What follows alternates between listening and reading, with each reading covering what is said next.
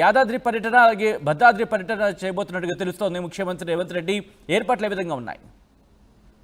ముఖ్యమంత్రి హోదాలో తొలిసారి భద్రాద్రి కొత్తగూడెం జిల్లాలో పర్యటించబోతున్నారు రేవంత్ రెడ్డి. గత కొద్దిసేపటి క్రితమైన బేగంపేట విమానాశ్రయం నుంచి ప్రత్యేక హెలికాప్టర్లో అటు యాదాద్రికి చేరుకుంటారు. ఇప్పటికే ఆయన తన సహచర మంత్రుల బృందంతో ఇప్పటికే బయలుదేరారు. యాదాద్రిలో ప్రధానంగా బ్రహ్మోత్సవాల నేపథ్యంలో స్వామివారికి పట్టు వస్త్రాలు సమర్పిస్తారు రేవంత్ రెడ్డి. సహచర మంత్రి బృందంతో కలిసి బ్రహ్మోత్సవాల్లో పాల్గొంటారు. ఆ తర్వాత నేరుగా యాదాద్రి నుంచి దుర్గంపాడు సారపక్కకు చేరుకుంటారు హెలిప్యాడ్ వద్ద.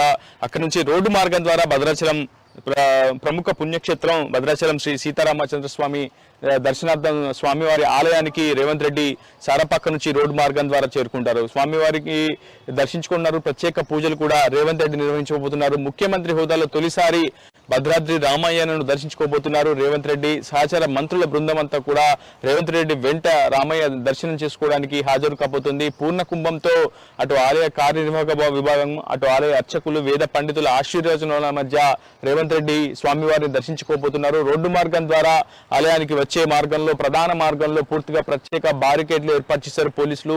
అటు సీఎం కాన్వాయ్ కి ఎటువంటి ఇబ్బందులు తలెత్తకుండా, ట్రాఫిక్ సమస్యలు తలెత్తకుండా ప్రత్యేకంగా బారికేడ్లు కూడా ఏర్పాటు చేశారు. భారీ భద్రత నడుమ సీఎం రేవంత్ రెడ్డి పర్యటన భద్రాద్రి కొత్తగూడెం జిల్లాలో ఉండబోతుంది. ప్రధానంగా భద్రాచలం పుణ్యక్షేత్రానికి సంబంధించి ఆలయ అభివృద్ధిపై సీఎం రేవంత్ ఈ రోజు ఆలయ కార్యనిర్వాహక విభాగంతో పాటు అటు ఇరిగేషన్ అధికారులతో కూడా ప్రత్యేకంగా సమావేశం కానున్నారు. ప్రధానంగా తొలుత శ్రీ సీతారామచంద్ర స్వామి వారిని దర్శించుకొని ఆ తర్వాత ఇక్కడ నుంచి నేరుగా భద్రాచలం మార్కెట్ యార్డ్ వద్దకు వెళ్లి అక్కడ ఇందిరమ్మ ఇళ్ల పథకాన్ని సీఎం ప్రారంభించబోతున్నారు. 6 గ్యారంటీల అమలులో భాగంగా ప్రభుత్వం ప్రతిష్టాత్మకంగా చేపట్టినటువంటి ఇందిరమ్మ ఇళ్ల పథకాన్ని సీఎం అట్టహాసంగా ప్రారంభించున్నారు. ప్రతి ఏటా శ్రీరామనవమికి అటు ప్రభుత్వం తరపున ఆలయ స్వామివారికి పట్టు వస్త్రాలు కావచ్చు, తలంబ్రాలు కావచ్చు ప్రభుత్వం తీసుకురావడం ఆనవాయితీ. కానీ గత ప్రభుత్వ హయాంలో దాదాపు ఈ ఆనవాయితీకి తూట్లు పొడిచారు.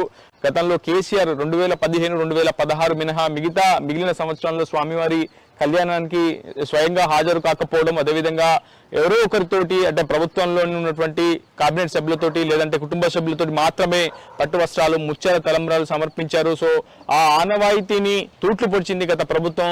ఈసారి ఈ ప్రభుత్వం ఆ విధంగా చేయదన్న ఒక అంశాన్ని కూడా స్పష్టంగా రేవంత్ రెడ్డి క్లారిటీ ఇవ్వబోతున్నారు. ప్రధానంగా భద్రాచలం ఆలయ అభివృద్ధికి సంబంధించి గత ప్రభుత్వం ఇచ్చినటువంటి అనేక హామీలు ఇంకా నెరవేరలేదు. ప్రధానంగా మాస్టర్ ప్లాన్ కూడా గతంలో ప్రముఖ ఆర్కిటెక్ట్ ఆనంద్ సయాద్ నేతృత్వంలో ప్రధానంగా స్వామివారి ఆలయ టెంపుల్ కి సంబంధించినటువంటి ఆర్కిటెక్ట్ కూడా సిద్ధం చేశారు. పూర్తిగా మాస్టర్ ప్లాన్ రూపొందించారు.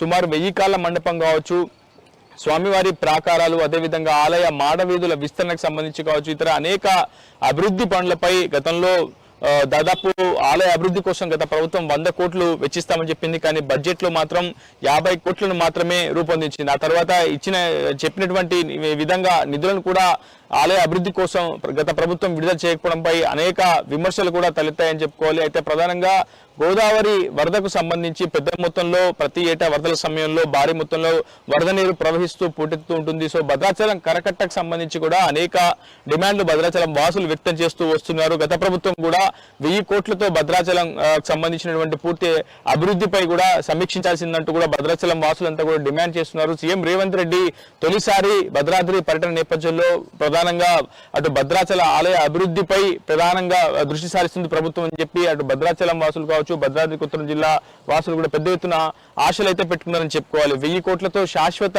గృహ నిర్మాణ పథకాన్ని గత ప్రభుత్వం ప్రవేశపెట్టింది. కానీ దానికి సంబంధించి అడుగులు పడలేదు. ప్రధానంగా భద్రాచలం కరకట్టకు సంబంధించి పొడిగింపు కూడా నెల్లిపాక వరకు కూడా దాన్ని పొడిగించాలని పెద్ద ఎత్తున భద్రాచలం వాసులు తొలి నుంచి కూడా డిమాండ్ చేస్తున్నారు. భద్రాచలం పట్టణంలో డ్రైనేజ్ సౌకర్యం కావచ్చు, ప్రధానంగా డంపింగ్ యార్డ్ సౌకర్యం కల్పించాలని పెద్ద ఎత్తున భద్రాచలం వాసులంతా కూడా డిమాండ్ చేస్తున్నారు. ఆలయానికి సంబంధించి రాముడి భూములు అటు తెలుగు రాష్ట్రాల్లో పెద్ద మొత్తంలో భద్రాద్రి రామయ్యకు సంబంధించినటువంటి ఆస్తులు, భూములు ఉన్నాయి. ఆ భూములకు సంబంధించి పెద్ద ఎత్తున వివాదాలు తలెత్తుతున్నాయి. ఒకవైపు ఏపీలో విలీన గ్రామాల అంశం కావచ్చు, ఇతరత్ర పురుషోత్తపట్నంలో స్వామివారికి సంబంధించినటువంటి 1000 ఎకరాల భూమి విషయంలో అటు గత కొద్ది కాలంగా కూడా తీవ్రమైనటువంటి ఘర్షణ చోటు చేసుకుంటుంది. అటు ఆలయ కార్యనిర్వాహక విభాగంతో పాటు పురుషోత్తపట్నంలో ఉన్నటువంటి కొంతమంది గ్రామస్తుల చుట్టూ ఈ భూముల వివాదానికి సంబంధించి పెద్ద ఎత్తున ఘర్షణ తెలుతున్న నేపథ్యంలో ఈ భూముల వివాదానికి సంబంధించి కూడా పూర్తి స్థాయిలో ప్రభుత్వం దృష్టి సారించాలి. ప్రభుత్వం అటు న్యాయస్థానంలో కొట్లాడాలంటూ కూడా ఇప్పటికే భద్రాచలం వాసులు పెద్ద ఎత్తున డిమాండ్ చేస్తున్నారు. ఆలయ ఈవో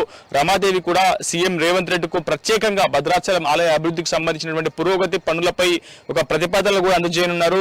సీఎం రేవంత్ రెడ్డి కూడా భద్రాచలం ఆలయ అభివృద్ధికి కట్టుబడి ఉన్నానంటూ చెప్పే విధంగా స్పష్టంగా ఒక మాస్టర్ ప్లాన్ కి సంబంధించి కావచ్చు, ఇతర భద్రాచలం ఆలయ అభివృద్ధికి సంబంధించి కావచ్చు, భద్రాచలం పట్టణ అభివృద్ధికి సంబంధించి స్పష్టమైనటువంటి దిశానిర్దేశం అధికారులకు చేయనున్నారు. అటు కరకట్ట అభివృద్ధి పనులు కావచ్చు, భద్రాచలం వద్ద గోదావరి నదిపై నిర్మించినటువంటి 2వ వంతెన నిర్మాణ పనులు కూడా నత్తనడకన సాగుతుండడంపై సీఎం రేవంత్ రెడ్డి ఆగ్రహంగా ఉన్నారు. ప్రస్తుతం ఆ వారధికి సంబంధించి నిర్మాణ పనులు కూడా త్వరితగతిన పూర్తి చేసేందుకు సీఎం రేవంత్ రెడ్డి దృష్టి చూపుతున్నారు. ప్రస్తుతం మనం మీకు ఆర్టీవీ స్క్రీన్ పై ఎక్స్ట్రా చూపిస్తున్నారు. భద్రాచలం ఆలయ పరిసర ప్రాంతాలు కావచ్చు, భద్రాచలం నగర విజువల్ కావచ్చు, భద్రాచలం ప్రధాన వారధి కావచ్చు, మీరు ఎక్స్క్లూజివ్ గా చూస్తున్నారు. ప్రస్తుతం ఈ ఆలయ అభివృద్ధి ఎందుకంటే ఒకవైపు అయోధ్య నిర్మాణం తర్వాత ఒక్కసారిగా బాలరాముని విగ్రహ ప్రతిష్ఠ తర్వాత దేశమంతా కూడా నలువైపుల నుంచి పెద్ద ఎత్తున అయోధ్యకు రామభక్తులు కావచ్చు, హైందవ సోదరులు కావచ్చు పోటెత్తిన పరిస్థితి కనిపించింది. కానీ ప్రస్తుతం మొదటి నుంచి కూడా దక్షిణ అయోధ్యగా పవిత్ర పుణ్యక్షేత్రంగా భూలోక వైకుంఠంగా బాసిల్లుతున్నటువంటి భద్రాద్రి ఆలయ పుణ్యక్షేత్ర అభివృద్ధి కావచ్చు పూర్తిగా మరుగున పడిపోవడం పట్ల అటు నిజంగా రామభక్తులంతా కూడా మొదటి నుంచి కూడా ఆవేదన వ్యక్తం చేస్తున్నారు. అటు గత ప్రభుత్వం కావచ్చు, కేంద్రంలో ఉన్నటువంటి బీజేపీ కావచ్చు, ఇరు ప్రభుత్వాలు కూడా భద్రాచల ఆలయ అభివృద్ధికి ఎక్కడ కూడా పాటుపడలేదనే విమర్శలు పెద్ద ఎత్తున వ్యక్తం అవుతున్నాయి. ఒకవైపు గత బీఆర్ఎస్ ప్రభుత్వంలో ఇచ్చినటువంటి హామీలు అమలు కాకపోవడం, ఒకవైపు ప్రచార పథకంలో భద్రాచలం ఆలయాన్ని పుణ్యక్షేత్రాన్ని చేర్చినప్పటికీ దానికి సంబంధించినటువంటి పనులు టెండర్లు నత్తనడకన కొనసాగుతుండడం, ఇప్పటికీ పూర్తి స్థాయిలో పనులు పూర్తి కాకపోవడం పట్ల భద్రాచలం ఆలయ కార్యనిర్వాహక విభాగంతో పాటు పట్టణవాసులంతా కూడా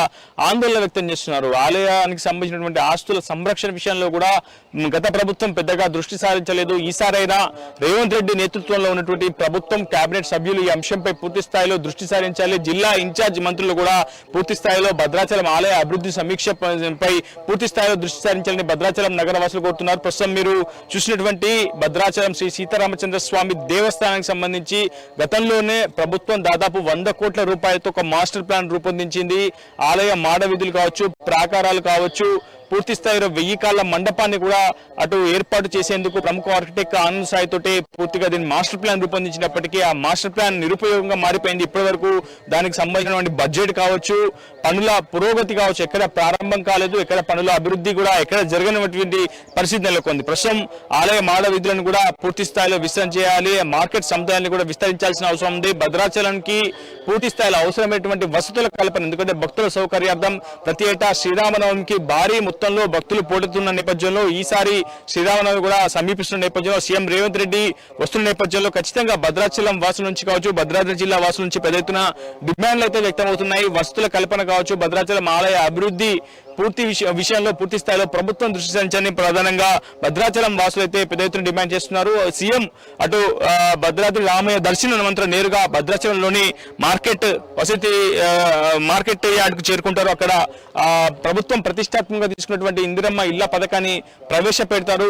సహచర మంత్రుల బృందం ఆధ్వర్యంలోనే ఈ పథకాన్ని కూడా ప్రవేశపెట్టుతున్నారు. ఈ పథకాన్ని ప్రారంభించేందుకు దాదాపు 3,000 మంది మహిళలు అక్కడ ప్రాంగణానికి చేరుకున్నారు. అందరి సమక్షంలోనే గత 90 రోజుల పాలనలో కాంగ్రెస్ ప్రభుత్వం చేపట్టినటువంటి సంక్షేమ పథకాలు కావచ్చు, 6 గ్యారంటీల హామీల అమలు విషయంపై పూర్తి స్థాయిలో రేవంత్ రెడ్డి డిస్కస్ చేస్తారు. అదేవిధంగా ఆ తదనంతరం ఇందిరమ్మ ఇళ్ల పథకాన్ని ప్రారంభించిన అనంతరం భోజన విరామం ఉంటుంది. భోజన విరామం తర్వాత అటు భద్రాచల ఆలయ అభివృద్ధిపై కావచ్చు, భద్రాచలం సంబంధించినటువంటి నగర అభివృద్ధిపై పూర్తి స్థాయిలో అటు